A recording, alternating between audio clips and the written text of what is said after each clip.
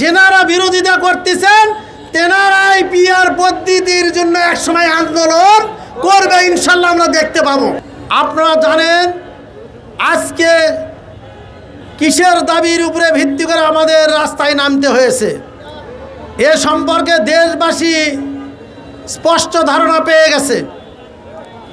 আমি শুধু আজকে কতটুকুই বলতে চাই, যেনারা পিআর পদ্ধতি মানে নিতে চাচ্ছেন না, আমার আত্মবিশ্বাস জামাত ইসলাম যে ট্যাবলেট ছাড়ে সেই ট্যাবলেট শেষ পর্যন্ত সবাই গিলতে বাধ্য হয়, হয়তো একটু সময় লাগে।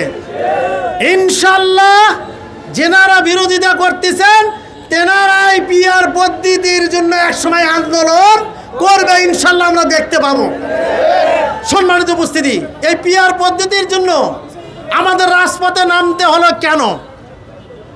আপনারা জানেন গত 54 বছরে যত সরকারই আমাদের দেশ পরিচালনার দায়িত্ব পেয়েছেন, কেউ সন্ত্রাসী কর্মকাণ্ড থেকে মুক্ত থাকতে পারেন নাই। কিন্তু পিআর পদ্ধতির মাধ্যমে যদি সরকার গঠন হয়, কোন সরকার স্বৈরাচারী হওয়ার কোনো সুযোগ নাই। অতএব যারা বিরোধিতা করতেছে তাদেরকেও বাঁচাতে চাই, আমরাও বাঁচতে চাই। এই জন্যই পিআর পদ্ধতির আইন বাংলাদেশে চালু করতে হবে। যতদিন পর্যন্ত চালু না হবে ততদিন পর্যন্ত আমরা রাজপথে থাকবো, ইনশাআল্লাহ।